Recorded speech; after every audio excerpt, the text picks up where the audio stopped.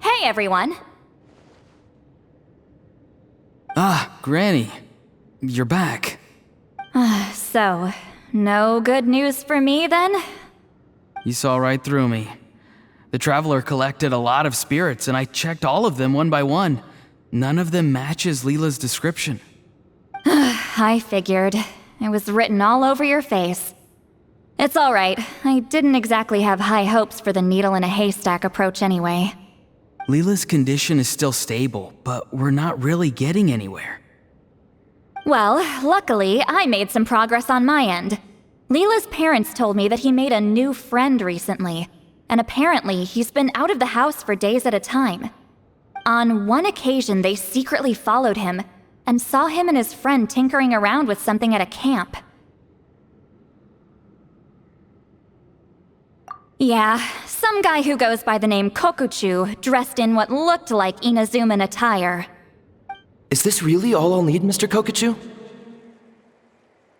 Based on my studies of the ancient texts, hypersensitivity is usually treated with desensitization therapy. So, I figure there's no reason it shouldn't work in reverse. Now, for a poor chap like yourself with no sensitivity to spirits whatsoever, you'll have to completely immerse yourself in spiritually rich substances for this to be effective. I'm electing to name this approach hypersensitization therapy. Is it risky? You're the spirit duffer, not me. I'm sure you're more clued up than I am on the potential consequences of brute force clairvoyance. Ultimately, it's your decision. All right, but I do have one last question. What's in this for you? People like me obviously don't have much clout in this tribe, so it's not like I can offer you much in return. You think I'm looking for a reward? Oh, my good sir, take a look at my face. Isn't the answer written here clear as day? What? What's written there? Just a friendly guy who's happy to help. What? So some random guy from Inazuma just felt like helping Leela cure his spirit deafness? Hypersensitization therapy, huh? What a novel idea. Could that really work? Not on Leela by the looks of things. It's anything but novel. Our tribe used to offer it as a treatment once upon a time. But it was so fraught with risks and had such an abysmal success rate that it was eventually outlawed. As for this Kokuchu fellow, I'm sure he has his own agenda. He conveniently disappeared right after Leela got into this mess. Leela's parents gave me the address of the camp, so I went and checked it out. There were clear traces of spiritual energy. And also, look what I found. What's this? A broken shard, probably from a weapon or some sort of ceremonial implement. You feel that? It might look old, but it has extremely strong traces of spiritual energy. Leela must have used this as his medium. It would definitely explain how a spirit duffer like him was able to trigger a clairvoyant experience. Wait, there's something else. It feels so familiar. I think this is somehow connected to my ancient name. Connected how? Is it like a shard of an ancient name? No, more like... I think this item might have belonged to a previous bearer of my ancient name. Okay, that's it. Granny's getting itchy clairvoyance fingers. I'm going to try using this shard as a medium. Cool, same as last time? The Traveler can use the Spirit Loom to record what you find on a woven scroll. Nope. Auroron can do the recording this time. Why? It's a safety measure. You have a better understanding of the spirit domain than the Traveler. If this really is a Sanhaj relic, you'll be better placed to deal with the fallout in the event that something goes wrong. Ah, see, Paimon? Told you Granny has a soft spot for the Traveler. Look at her not wanting to put her in danger. Meanwhile, I'm just a grandkid, so I'm expendable.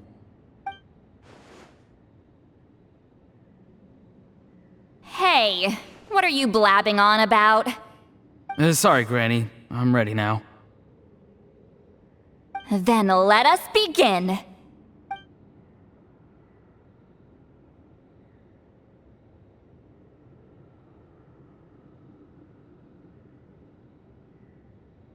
Alright, what's on the scroll this time? Looks like a broken bow covered in flames. Hey, don't you think one of the pieces looks just like this shard? You're right! It seems to be from the body of the bow. I saw a bow just like this in one of Granny's scrolls. Yes, it's the weapon Sanhaj used in the Battle of the Mare Javari. I guess that proves it. This shard is a bona fide Sanhaj relic. Good old Sanhaj. The relic's spiritual energy was fluctuating very strongly, but I wasn't in any danger at all. The Traveler probably would have been fine as well. Now that's a true hero, huh? Generations later and the stuff he used to own is helping to treat spirit duffers. I still think there's more to this story, though. Kokochu must have had his own motives beyond just treating Leela's condition. Well, okay, we saw the full bow just now, right? Maybe he wanted to see it too, so he could track down the other pieces. I don't know if he'd have anything to gain by doing that. Even if they're Sanhaj relics, I still doubt he'd have much use for a broken bow.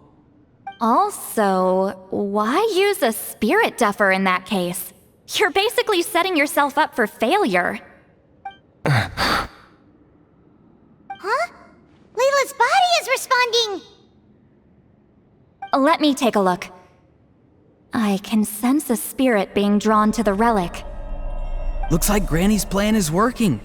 Leela's spirit is being drawn to the bait. In that case, let me try again. This time using both Leela's body and the shard as mediums. You can do it, Granny. I'm ready to go too. You got the itch too, huh? Plus, Auroran went last time. It's only fair to take it in turns. Fine by me. We know it's safe now, so you shouldn't have any problems.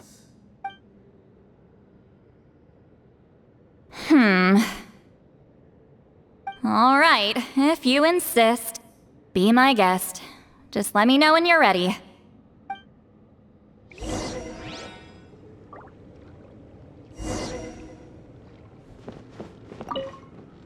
Don't worry.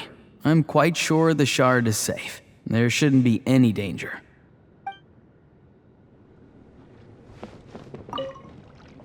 You ready? All right, here goes.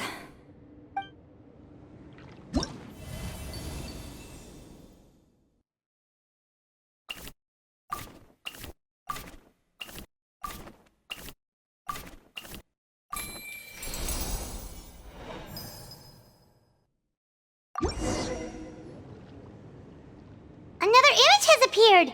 This one is a map. A map? Of where? Could it be the Mare Javari? The Mare Javari? The Mare Javari was reduced to a desolate wasteland after that big battle. Or rather, it became known as the Mare Javari after what happened there. The ashes of the monsters and warriors who fought there covered the entire battlefield. Sometimes, bone-chilling cries would be heard from the depths. Other times, the whole region would become engulfed in towering flames, drowning out the cries. That place is full of untold dangers and mysteries. Over the centuries, the finest adventurers have tried to prove themselves by venturing in. Sadly, most ended up perishing there. That lasted up until around 20 or 30 years ago, when strange things started happening. People started speaking of an enormous dark creature the size of a mountain roaming around inside the Mare Javari. And then, shortly after that, the whole region just completely disappeared. Nobody knows how, but that infamously ominous place just vanished from the face of the world. What? How the heck? I know, right? Anyway, if I'm not mistaken, the place indicated on this map is where it used to be before it disappeared. At the westernmost part of Natlan. It's a very remote location, far away from any of the tribes. There never used to be a settlement there, but there's more people since the Mare Javari disappeared. Anyway, that's just what I've heard. I've never been there myself. This is what age does to you. The older you get, the less adventurous you become. That's just an excuse. Granny's too lazy to take a trip that far away. Hold on a second. There's a spirit approaching the shard and the woven scroll. Oh, Leela's body is responding again! Quite a strong reaction this time. Does this mean what he was really seeking was the Mare Javari's location? I sense it too. There's a soul nearby. Almost a complete one. This is creeping Paimon out! Seems like the plan is working. So, can we just wake him up now? Not today. You might think bringing a spirit back into its body is like pouring water from one bottle into another, but it's far more complicated than that. I need to borrow a ceremonial sword and make some other preparations. It'll take me about 2 days. But don't worry, now that his spirit's returned, there's just one step left. Let's meet up again in 2 days.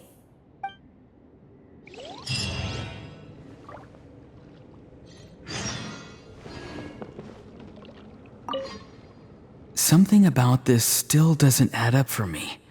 If that Kokchu guy was really plotting something, why would he leave Sanhage's relic at the scene?